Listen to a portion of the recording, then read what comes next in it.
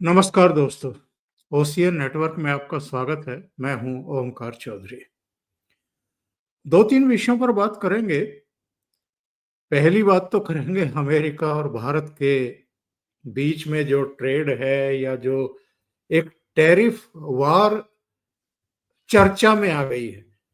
ऐसा नहीं है कि टैरिफ कोई नई चीज है, पर चूंकि इधर डोनाल्ड ट्रंप कुछ ज्यादा ही टैरिफ टैरिफ कर रहे हैं, एक आतंक जैसा माहौल वो क्रिएट कर रहे हैं। पता नहीं क्यों कर रहे हैं, किस पर प्रेशर बिल्डअप करने की कोशिश कर रहे हैं। वैसे तो वो चीन को भी, ब्राजील को भी, कनाडा को भी, भारत को भी, सबको कोसते रहे हैं कि इनके टैरिफ बहुत ज्यादा हैं।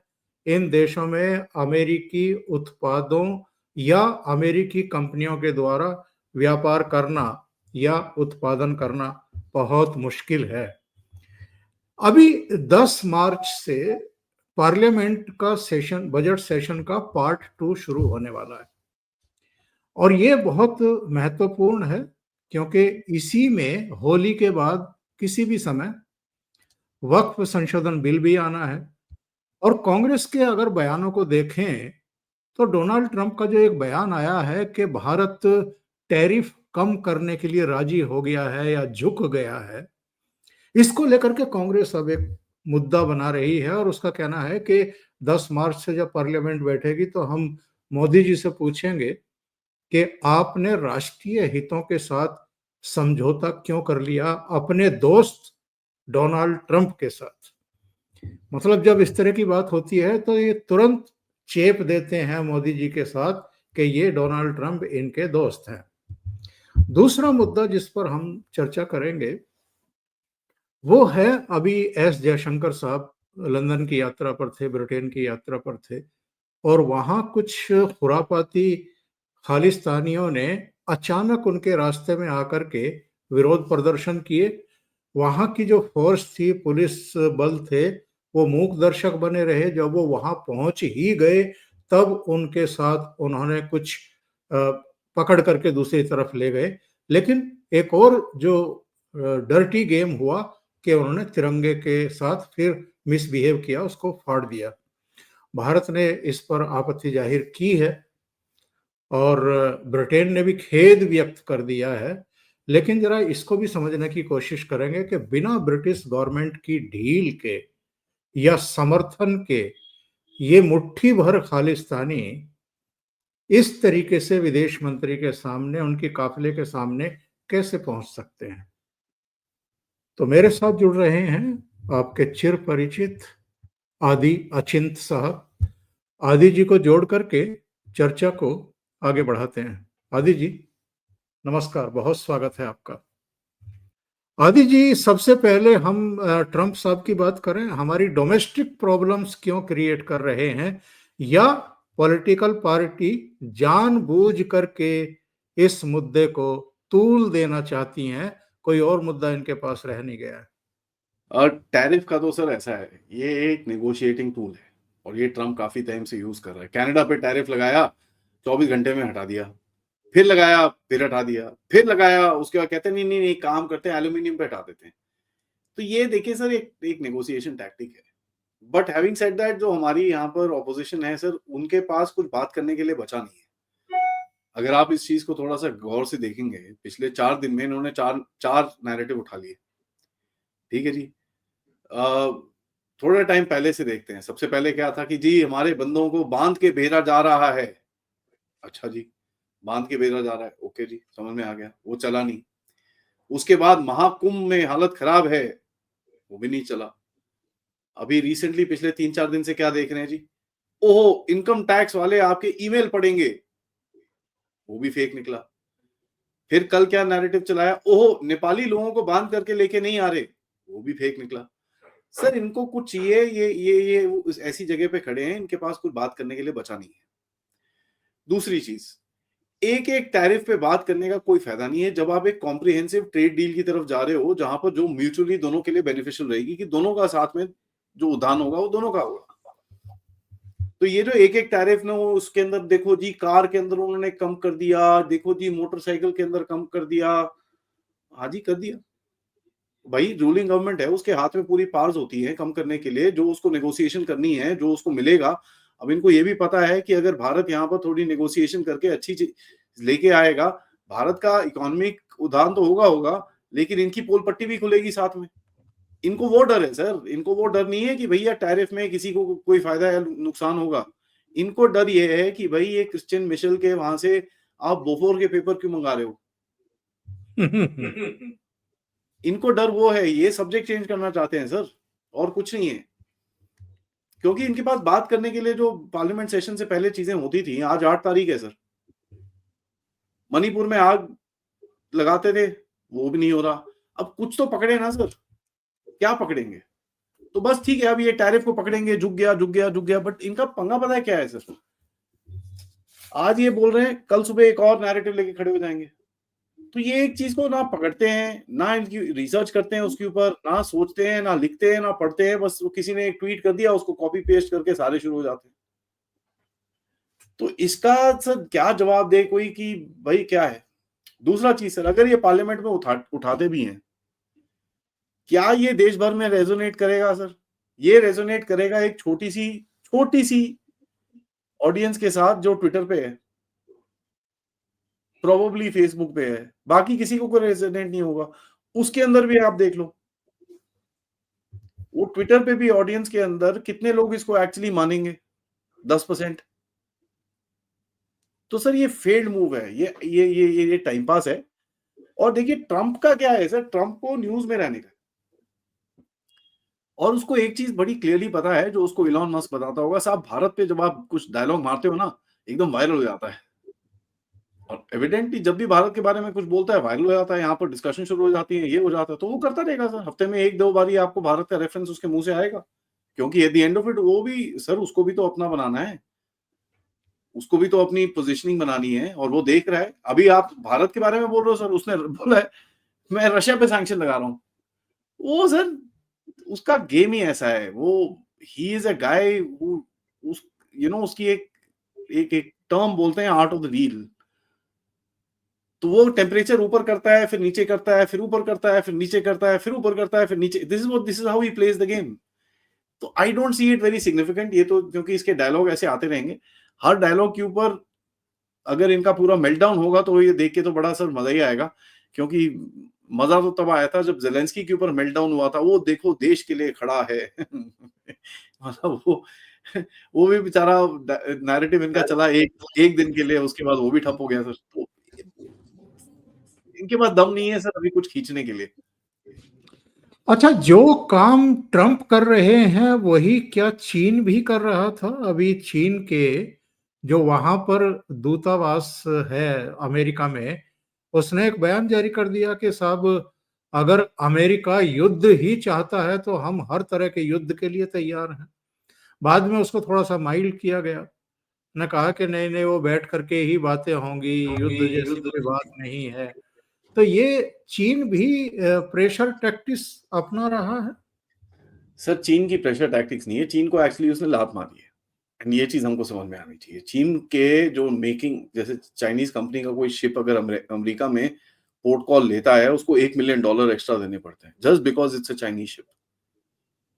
चाइना के ऊपर उसने ऑलरेडी 25% टैरिफ ठोक दिए हैं। तो चाइना पे तो लात मारनी शुरू कर रहा है। और दूसरी चीज, चाइना को यह भी समझ में आता है सर, जितना वो पुतिन के पास जाएगा उतना पुतिन चाइना से दूर जाएगा। सो चाइना को ये दिखता है कि उसके जो सबसे गहरे दोस्त हैं उनको आइसोलेट किया जा रहा है, उनको उससे आइसोलेट किया जा रहा है। ईरान को देखिए सर, ईरान को वो अलग कर रहा है, डायरेक्ट चिट्ठियां लिख रहा है, ईरान को डायरेक्ट बात करना चाहता है, पुतिन के साथ वो बात कर रहा है। पाकिस्तान की वैसी बैंड बजी हुई है, समझ में नहीं आ रहा किस तरफ जाएगा। तो चाइना के जितने भी ये जो सो कॉल्ड बोलते हैं ना बडीज हैं, उन सबको वो बजाएगा। साउथ अमेरिका में देखिए सर, ब्राजील को ठोक रहा है, साउथ अफ्रीका को ठोक रहा है। और ब्रिक्स में अगर आप इस चीज को देखें, जितनी भी कंट्रीज ब्रिक्स के अंदर हैं, वो थोड़ा he is not very happy with them. अब इंडिया और रशिया को उसको पता है कि ये जो ये बचपना वो करता है, उससे इतना कोई फायदा होगा नहीं, तो इंडिया और रशिया के साथ में इतना नहीं करता। बट आप देख लीजिए सर, साउथ अफ्रीका के पीछे तो बड़ा क्लियरली पड़ा है। कल रात को भी उसने ट्वीट करा, south Africa is a bad country, ये वो 25 चीज। उसका जो नए नए जो सेक्रेटरी ऑफ स्टेट थे वो G20 की मीटिंग के लिए भी नहीं गए, कहते मैं नहीं जाऊंगा उधर पे, ये अपार्थाइड अपार्थाइड वाली कंट्री है, मैं नहीं जाऊंगा। ब्राजील के अंदर जो सिटिंग गवर्नमेंट है लूला की, उसको काफी लाते मार रहे हैं फ्रीडम ऑफ स्पीच के ऊपर, और वो भी चाइना के काफी क्लोज हैं। तो चाइना को सर आइसोलेट करना चाह रहा है। तो चाइना को ये चीज समझ में आती है, और चाइना को ये भी पता है कि भैया अगर वो इस गेम में फंस गया तो चाइना का दी एंड होने वाला है फिर। क्योंकि वो देखो सर, वो दुनिया से हटा देगा उसको, उसकी उसका जितना भी सप्लाई चेन है वो सब हटाएगा उसको। तो China is worried. Having said that sir, China जब ऐसे डायलॉग मारता है, आके बोलेगा जी मैं जंग के लिए तैयार हूं, ठीक है, अब वो उसका उसका स्टाइल वैसा है sir, he talks like that. But China का एक चीज हमको समझ में आनी चाहिए कि that also is telling you कि ये थोड़ा अभी इस टाइम पे डेस्परेट है। जो पहला रिएक्शन आया उसका कि भाई अगर टैरिफ की वॉर है तो हम टैरिफ की वॉर लड़ेंगे, अदरवाइज दूसरी वॉर है हम तो दूसरी वॉर लड़ने के लिए भी तैयार हैं। तो ये आपको समझ में आना चाहिए, वो एक एक डर का माहौल है वहां पर, और वो एक एक तरह से पुश अपने से दूर करने की कोशिश कर रहा है, मुझसे दूर हो जाओ नहीं तो मैं हमला करूंगा तुम्हारे ऊपर टाइप्स। तो he is pushing these guys away, इसको थोड़ा दूर रखने की कोशिश कर रहा है अपने से, बट वो होगा नहीं ज्यादा टाइम तक। दो खबरें आई हैं। एक तो ये आई है कि जेलेंस्की जा रहा है, सऊदी अरब जा रहा है, और वहां पर वो क्राउन प्रिंस से कुछ चर्चा करेगा, शायद कोई रास्ता निकले। दूसरी खबर ये आई थी कि रूस की मिसाइलें और ड्रोन, वो जो इनका एनर्जी प्लांट है उसके ऊपर उसने अटैक किया। और उसके बाद ट्रंप का भी एक बयान देखने को मिला कि साहब वो रूस को धमका रहे हैं कि बैंकिंग प्रतिबंध लगा देंगे और टैरिफ लगा देंगे, रूस और यूक्रेन तुरंत वार्ता की टेबल पर आए। कुछ इस तरह के घटनाक्रम हो रहे हैं। तो जेलेंस्की ने भी मॉस्को के सामने एक प्रस्ताव रखा है कि ये जो हवाई युद्ध है, ये हमले हैं, इस पर हम विराम चाहते हैं हम। तो तो क्या चल क्या रहा है एक्चुअल में, और निकट भविष्य में कोई रास्ता निकलता हुआ दिखाई दे रहा है क्या? देखिए सर, जेलेंस्की इधर उधर घूमना, वो तो पहले भी गया था वहां पर। वो पहले जब रशिया और अमेरिका की मीटिंग हो रही थी रियाद में, वो भी बोल रहा था मैं जाऊंगा मैं जाऊंगा मैं जाऊंगा। सऊदी अरेबिया ने उसको बोला बेटा यहाँ नहीं आएगा तू, इन दोनों को जाने दे, उसके बाद आता ना, कोई बात नहीं। तो वो ट्रिप उसकी वो करने की कोशिश कर रहा है। और यहाँ पे ये भी पता चल रहा है कि यूएस के प्रेसिडेंट डोनाल्ड ट्रंप की सबसे पहली जो इंटरनेशनल विजिट होगी वो सऊदी अरेबिया ही होगी, क्योंकि सऊदी अरेबिया ने प्रॉमिस करा है $1 ट्रिलियन का सामान लेने के लिए। तो ऑब्वियसली उधर ही जाएगा वो। देखिए सर, हो बड़ा सिंपल रहा है। इस इनको समझ में आ चुका है कि ये इसके अंदर अभी लेंथ नहीं है, और ट्रंप अगर पीछे हट गया तो इनको पता है ये आगे जा नहीं सकते। तो यूरोप एक ना एक अपने आप को थोड़ा खड़ा करने की कोशिश कर रहा है कि भैया हम लड़ेंगे, हम पैसे देंगे, हम इक्विपमेंट देंगे, हम सब कुछ करेंगे आगे जाके, हमारे हाथ में है, हम इंडिपेंडेंट हैं, हमको अमेरिका से कोई वो नहीं है। वो एक अपने आप को खड़े करने की कोशिश कर रहे हैं। लेकिन यहाँ पर इसका बैकग्राउंड ये है कि जो डीप स्टेट वाले हैं, जो लेफ्टिस्ट डीप स्टेट वाले हैं, वो जाके यूरोप में बैठे हुए हैं इस टाइम पे, तो वो वहां पर थोड़ा प्रेशर डालने की कोशिश कर रहे हैं। जेलेंस्की तो टट्टू है सर। देखिए जेलेंस्की का अपना दिमाग नहीं है, वो तो एक नंबर का टट्टू है। उसको तो जहां बोलते हैं, जब जब बोलते हैं कूद, तो पूछता है कितना ऊपर कूदना है सर, वो तो बता दो। तो उसका कोई अपना वजूद नहीं है sir. I won't put any heed into what he says, क्योंकि उसके पास ना पावर है। अगर उसको ये लोग छोड़ दें सर, 2 दिन नहीं बचेगा वो, not 2 days, that is it. उसके आगे उसकी कैपेसिटी नहीं है, क्योंकि उसको उसको उसके अपने लोग ही मार देंगे। देखिए सर, समाधान के हिसाब से युद्ध में समाधान आपको मिल जाए, लेकिन यूक्रेन में शांति होना थोड़ा डिफिकल्ट रहेगा, क्योंकि यूक्रेन में जिस तरह के गुट हैं और जिस तरह के एम्यूनिशन और आर्म्स उनके पास हैं, और ये अभी से नहीं, 2010 2011 से हैं, और 1990 से हैं, और 1947 से हैं बाय द वे। जो आपको याद होगा कि ये जो नाजीज थे सर, जर्मनी के, इन्होंने काफी लोकल लोगों को अपने साथ रखा था, जिन्होंने काफी कुकर्म करे थे उस रीजन के अंदर। तो इस रीजन में जो कुकर्म नाजियों ने करे थे, वो सारे यूक्रेनियंस के साथ ही करे थे बाय द वे, हाथ में हाथ डाल के। तो स्टीफान बंडेरा करके एक इनका बंदा था, जिसको ये यूक्रेनियंस काफी आइडोलाइज करते हैं। लोगों ने काफी गालियां निकाली थी कि यार ये स्टीफान बंडेरा तो भाई नाजी है, तुम क्या कर रहे हो। उसके बाद से इसकी थोड़ी रेफरेंसेस और इसके बारे में बात करना बंद कर दिया। उसके बाद आपको याद होगा कनाडा के पार्लियामेंट में एक काफी एम्बैरेसिंग सिचुएशन हो गई थी जब एक नाजी को बुला लिया था वहां पर। तो उसके बाद से ये जो नाजी टाइप चीजें हैं ये बंद कर दी इन लोगों ने। बट एक बहुत बड़ा गुट है वहां पर यूक्रेन में जो इस वॉर को रोकना नहीं चाहेगा, क्योंकि उनका पूरा जो लेजिटिमेसी है, उनका जो पूरा अस्तित्व है, वो एक रशिया से झगड़ा करने में ही रहता है। तो आप वॉर रोक सकते हैं सर, लड़ाई नहीं रोक पाएंगे, क्योंकि लड़ाई आपकी चलती रहेगी वहां पर कुछ ना कुछ बेवकूफों की तरह। और तीसरा चीज है सर, रशिया और अमेरिका की जैसे जैसे दोस्ती आएगी उसको सैबोटाज करने की भी कोशिश काफी की जाएगी। तभी आप देखेंगे कि ये जो डोनाल्ड ट्रम्प साहब हैं ये यूरोप में मिलना नहीं चाहते, ये यूरोप से बाहर मिलना चाहते हैं। नॉर्मली ये मीटिंग्स यूरोप में होती हैं, वो बोल रहे हैं साहब यूरोप में नहीं मिलना, हम सऊदी अरेबिया में मिलेंगे। अब सऊदी अरेबिया का रोल भी आता है बड़ा इंटरेस्टिंग, क्योंकि सऊदी अरेबिया का जो रोल रहेगा वो मिडल ईस्ट के झगड़े के अंदर भी रहेगा। इजराइल और हमास के बीच में जो झगड़ा है उसमें भी सऊदी अरेबिया का एक रोल रहेगा। तो अगर बिल्कुल। सऊदी अरेबिया से दोनों जगहों को आप थोड़ा सॉर्ट आउट करा सकते हो तो आई थिंक उसके ऊपर डोनाल्ड ट्रम्प की काफी नजर रहेगी, and I think he will be working towards that quite a bit. तो ये मुझे दिखता है होता हुआ। जेलेंस्की का सर आई मीन कोई फर्क नहीं पड़ता वो क्या बोलता है सर। चलिए अब लंदन चलते हैं साहब। ये एस जयशंकर साहब गए थे वहां के विजिट पर और एक महत्वपूर्ण कार्यक्रम में थे। जब पहुंचे तो कुछ मुट्ठी भर ही थे, ज्यादा नहीं थे। अगर हम उनके सिर गिनने लगे तो मेरे विचार से वो 1-1.5 दर्जन से ज्यादा लोग थे नहीं। हाँ, 20-25 वो 30 है। हाँ, तो बिल्कुल वो नारेबाजी करते हुए और अचानक जो है वो कोई सुरक्षा भी मुझे ऐसी दिखाई नहीं दी कि हम ये कहें कि सुरक्षा कवच को तोड़ते हुए वहां तक पहुंच गए और उन्होंने बदतमीजी करने की कोशिश की। लेकिन सवाल ये खड़ा होता है साहब, भारत के विदेश मंत्री हैं और वहां तक ये लोग पहुंच गए, ब्रिटिश सरकार के समर्थन से हुआ ये। और क्या खालिस्तानियों को ब्रिटेन ने खुला लाइसेंस दे रखा है? पहले भी अतीत में भी ये बदतमीजी कर चुके, हमारे उच्चायोग पर इन्होंने हमारे तिरंगे के साथ बदतमीजी की थी, इस बार भी इन्होंने बदतमीजी की है और बिल्कुल मुट्ठी भर है ये। उस समय तो मुझे याद है जो हमारे यहाँ दिल्ली में इनका उच्चायोग है वहां की सुरक्षा व्यवस्था हटा दी थी मोदी सरकार ने। रातों रात ये घुटनों पर आ गए थे। तो ब्रिटेन में ये सब हो क्यों रहा है और खालिस्तानियों को इस तरीके से प्रश्रय क्यों मिल रहा है ब्रिटिश गवर्नमेंट से? देखिए सर, जैसे मैंने आपको बताया ये जो लेफ्टिस्ट डीप स्टेट है ये यूरोप में आके बैठा हुआ है और यूके जो है काफी बड़ा पार्ट है।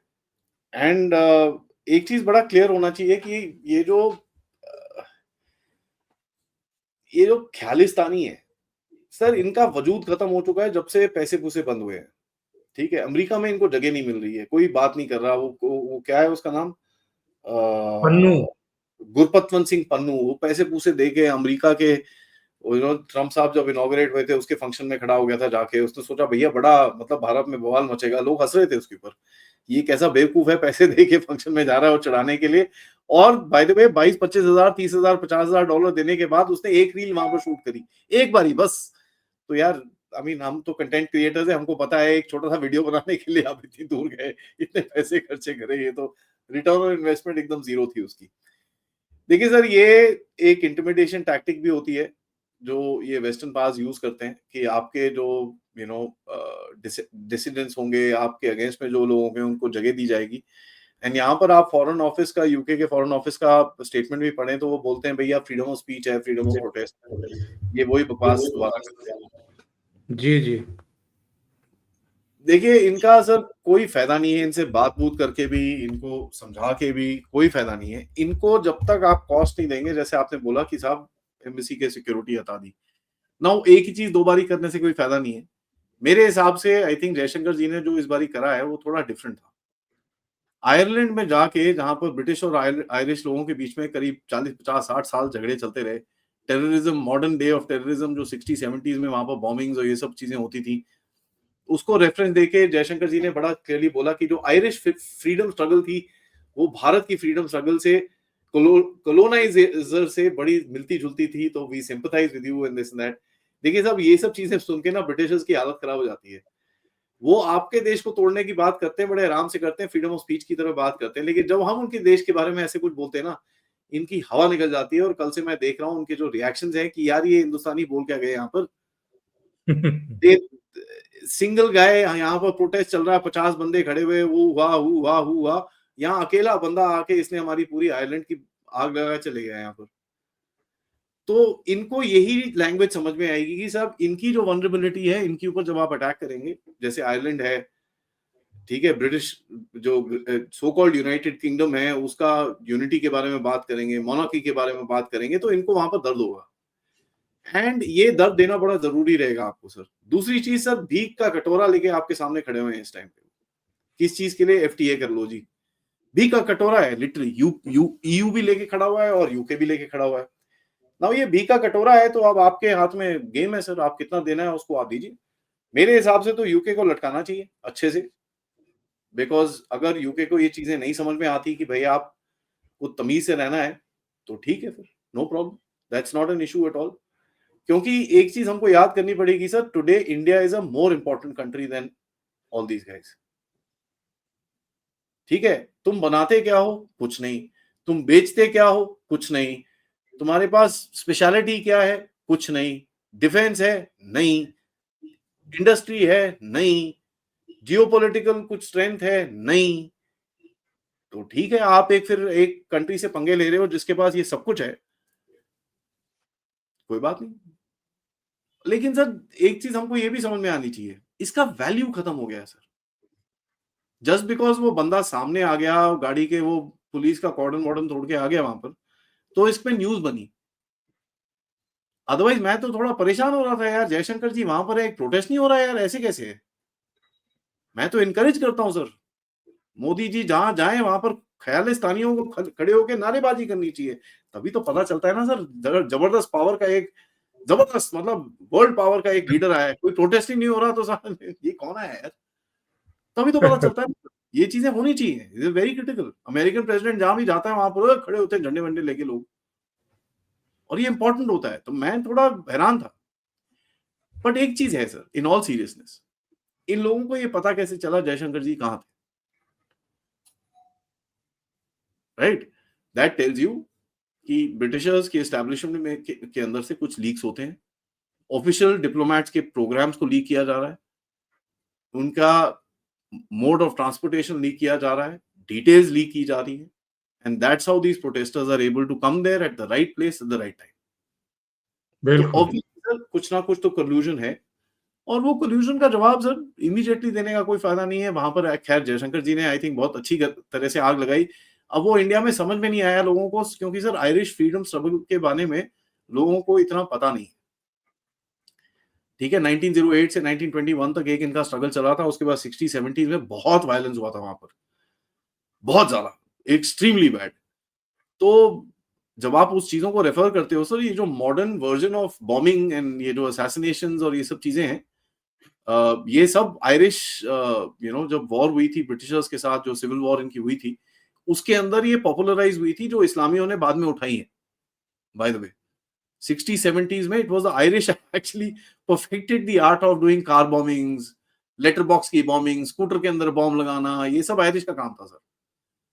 तो ब्रिटिश को बड़ा क्लियरली मैसेज तो मिल गया होगा कि भाई साहब ये सब ना करो, क्योंकि तुम्हारी वनरेबिलिटीज के साथ भी हम खेलेंगे, and we are in a better position to play it than you. आप लोग इस टाइम पे पोजीशन में नहीं हो, और वैसे भी यार आप भीख मांगते हुए आए हो, उसके बाद ये करते हो, तो चलो ठीक है, देखते हैं क्या होता है फिर आगे। तो जवाब बड़ा सिंपल है सर। एंड दूसरी चीज है सर, अगर आप ज्यादा रिएक्ट करेंगे ना, ओवर रिएक्ट करेंगे, तो इनको ये भी पता चलता है कि आपको दर्द होती है, तो ये और कराएंगे सर। सो आपको एक इस तरह रिएक्ट करना है जहां पर आपको ये भी बताना है कि यार क्या हुआ, प्रोटेस्ट हुआ था, अच्छा मुझे नहीं पता, अच्छा अच्छा मेरे फॉरेन ऑफिस से आपको जूते पड़े, ओहो हो, अरे अरे इट्स ऑलराइट डोंट वरी। फिर आप कहीं और जाके ऐसी आग लगा दो वहां पर, चुपचाप और निकल जाओ। This is the way you answer to people, so don't give them so much attention. क्योंकि आप जितनी इनको अटेंशन देते हैं, उससे होता क्या है सर, ये ख्यालिस्तानियों को चाहिए क्या सर? इनको चाहिए प्रेस की माइलेज, इनको मिल जाती है वो। The reason they do this is just to be in the media. They don't do this because इनको पता है कि इनको ख्यालिस्तान कहीं मिल जाएगा। मैं तो बोलता हूँ भाई, पाकिस्तान रेडी है वहां पर, पंजाब पाकिस्तान तुम्हारा, अब नाम बदल लो यार, तुम खालिस्तान रख लो, क्या प्रॉब्लम है? बिल्कुल। पंजाबी आर्मी है, पंजाबी सब कुछ है उधर पे, जाओ वहां पर रह लो, तो किसने बोला है? या कनाडा में बना लो। बना लो, कोई टेंशन नहीं है। तो for me sir, these things have stopped bothering, and मेरे हिसाब से सर आई थिंक एक कॉस्ट तो इनको देना पड़ेगा, बट हमको थोड़ा सा as public also we should say यार जान ए बेवकूफ है इनको, कोई जैसे हम पाकिस्तान को ट्रीट करते हैं ना सर, राइट, हम पाकिस्तान ट्रीट करते हैं कि साहब पाकिस्तान बेवकूफ है, कोई हमको लेना देना नहीं है इनसे, ये गधे हैं, we need to treat these guys exactly the same sir. और वहां पर यूके में पाकिस्तान की भी एक लॉबी है साहब, एक वो निसार साहब खड़े हो गए, बोला जी मैं जर्नलिस्ट हूँ, राइटर हूँ, और पीओजे कश्मीर पर सवाल करने लगे कि साहब ये कश्मीर की समस्या जो है कब खत्म होगी, और जो मानव अधिकारों का उल्लंघन है। और जयशंकर साहब ने क्या जवाब दिया है, उन्होंने कहा है कि 3 काम तो कर लिए हम लोगों ने, 35 से और 370 हटा दिया, विकास की पटरी पर ले आए, और तीसरा काम हमने ये कर दिया कि साहब इलेक्शन हो वहां गया, पर इलेक्शन करा दिया, गवर्नमेंट बन गई, अब चौथा काम बचा हुआ है वो भी कर लेंगे, तो ये मामला फिनिश। यानी कश्मीर समस्या पर आप सवाल ही नहीं करेंगे आगे से, जब हम पीओजेके को ले लेंगे तो। सर आप वो बंदे को देखिए जो वहां पर बैठा हुआ था, ये वही जमाने वाला है 80s 90s वाला, कश्मीर कश्मीर कश्मीर, ये वही वो उसका मेंटालिटी वही है। एंड जिस जगह पे जयशंकर जी बैठे हुए थे, चैटम हाउस में कौन जाता है सर? हमारे एक टाइट टी शर्ट वाले हैं ना, जाते हैं कभी कभार वहां पर लेक्चर देने के, तो आपको समझ में आता है उनका मेंटालिटी क्या है। तो आई एम नॉट सरप्राइज कि वहां पर प्लांटेड क्वेश्चन होगा। नाउ कई लोग बोलेंगे जयशंकर जी वहां पर जाके बात क्यों करते हैं? इसलिए करते हैं क्योंकि Chatham house is one of the most powerful institutions in the world even now. तो वहां पर जाके भी आपको गोली खेलनी पड़ती है, ऐसी बात नहीं है। एंड आपको फिर ये अपॉर्चुनिटी मिलती है गहरे राज्य के, डीप स्टेट के एकदम गढ़ में जाके उनके मुंह के ऊपर बोलना कि बेटा बस हो गया तुम्हारा। तो जो जवाब जयशंकर जी ने दिया, I think that was very clear. And उसके बाद वो जवाब तो दे दिया, वो पाकिस्तानियों ने पता नहीं कुछ प्लान करा था कि नहीं करा था इस चक्कर में कि ये वो सिर्फ चैटम हाउस से प्लान हुआ था, यहाँ पाकिस्तान में आग लगी। अब कोई ये नहीं बोल रहा कि हमारे जर्नलिस्ट ने सवाल पूछ लिया, ये कर लिया, वो बोल रहे यार ये जवाब दे दिया, अब ये कि करने क्या वाले तो इनको और डर लग रहा है कि यार ये क्या है। नहीं तो क्या होता है ना सर, पाकिस्तान बोस्ट करना शुरू हो जाता, देखो जी हमारे जर्नलिस्ट ने कश्मीर का नाम ले लिया, ये कर लिया, वो कर लिया। मैंने एक कमेंट्री नहीं सुनी पाकिस्तान की तरफ से कहते हुए कि देखो हमारे जर्नलिस्ट ने कर दिया। दैट मीन्स ये पाकिस्तान की तरफ से नहीं था, ये वहां पर ही कोई लोकल इकोसिस्टम की तरफ से कराया गया जयशंकर साहब को थोड़ा प्रेशर में डालने के लिए। अब आप देख लीजिए सर, गड्ढा किसी और के लिए खोदा, गिर कोई और गया, मिट्टी किसी और ने डाल दी, फंसा बीच में पाकिस्तान। तो सही है। लेकिन ये बताइए, रविवार को दुबई में फाइनल मैच होने वाला है भारत और न्यूजीलैंड के बीच में। बड़े चुटकुले चल रहे हैं कि ना तो पाकिस्तान फाइनल में पहुंचा और ना पाकिस्तान में फाइनल हो रहा है। लेकिन एक चुटकुला और भी शुरू हो गया है, पता नहीं सही है गलत है, कि शहबाज शरीफ जो है वो जो जीतेगा उसको ट्रॉफी देंगे वहां जाकर के। ये तो बड़ी शर्मिंदगी वाली बात हो जाएगी इनके लिए। सर कौन सा, मैं आई मीन मेरे को एक चीज समझ नहीं आता, पाकिस्तान को देश किसने मान लिया? ये आईसीसी वालों का दिमाग खराब है क्या? तुम पाकिस्तान को देश मानते हो? अब इन उन लोगों ने अपनी पिच के, मेरे को सर क्रिकेट का बैट नहीं पकड़ना आता, तो मैं थोड़ा मैच के बारे में इतना कुछ बोल नहीं सकता ना। मेरे को तो किसी ने उस दिन बताया था कि भाई इस दिन पे वीडियो मत करना क्योंकि पाकिस्तान हिंदुस्तान का मैच है, कोई देखेगा नहीं तो मेरी थोड़ी नॉलेज कम है इस चक्कर में।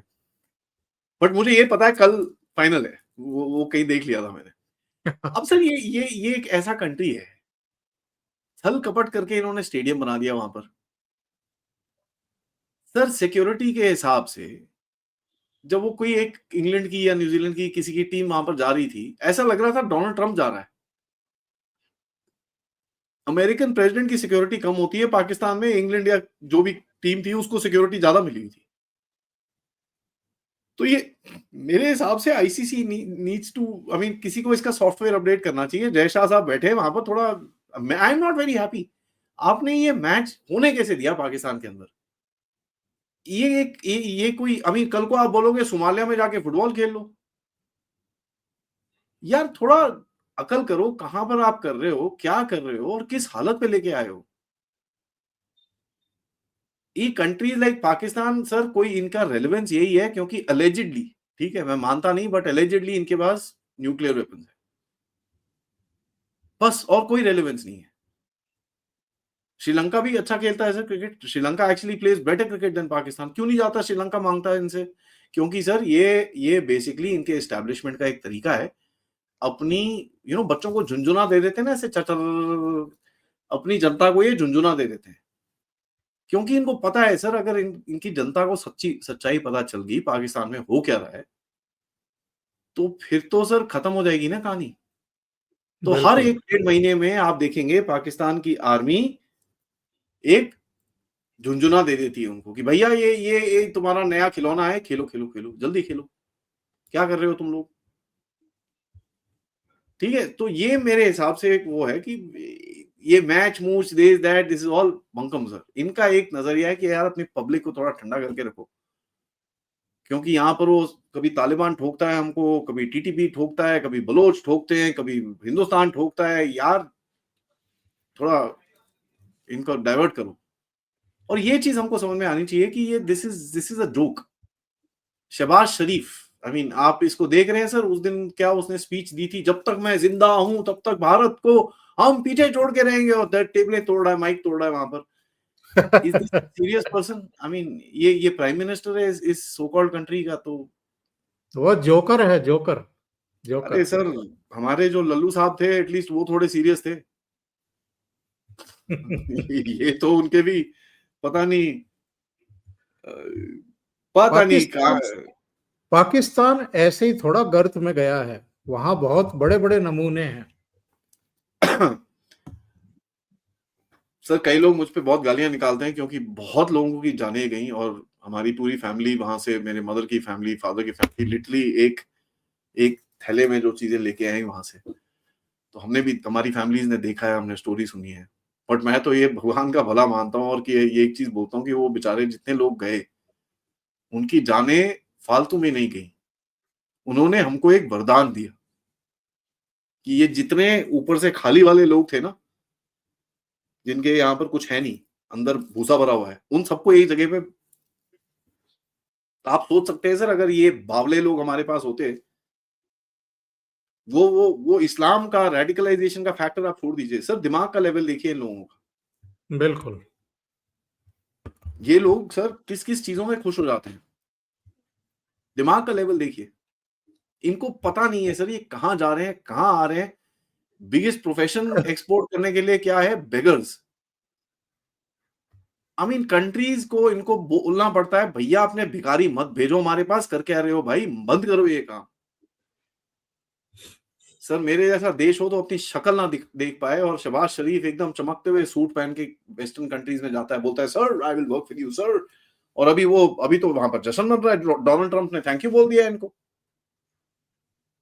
ओहो, डोनाल्ड ट्रंप और शहबाज शरीफ तो सबसे बड़े दोस्त हैं, सबसे ये हैं, सबसे वो हैं। यार पाकिस्तान को बुला क्यों नहीं रहा डोनाल्ड ट्रंप? सर सबको टेररिस्ट तो बुला रहा पाकिस्तान की तो एंट्री बंद कर रहा है वो अमेरिका में। है। एक सबको दिन बुला थैंक यू, लिया, पाकिस्तान को नहीं बुला रहा। एक दिन थैंक यू बोलता है, अगले दिन बोलता है भैया तुम्हारी एंट्री भी बंद करता हूँ, थोड़ा ठहर जाओ। ये पाकिस्तानी को समझ में नहीं आता सर।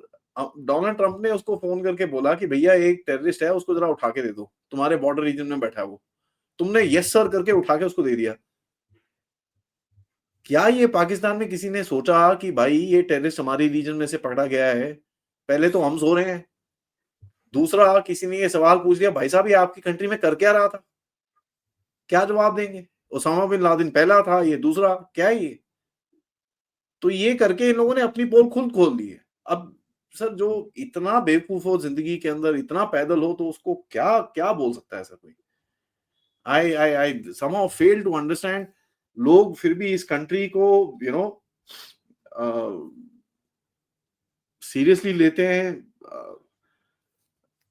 पता नहीं क्या है सर। ये क्रिकेट मैच हो रहा है जी, अच्छा अभी क्रिकेट मैच के बाद क्या शुरू हो जाएगा सर, वहां पर फिर वो इमरान खान के साथ वॉलीबॉल खेलनी शुरू कर देंगे।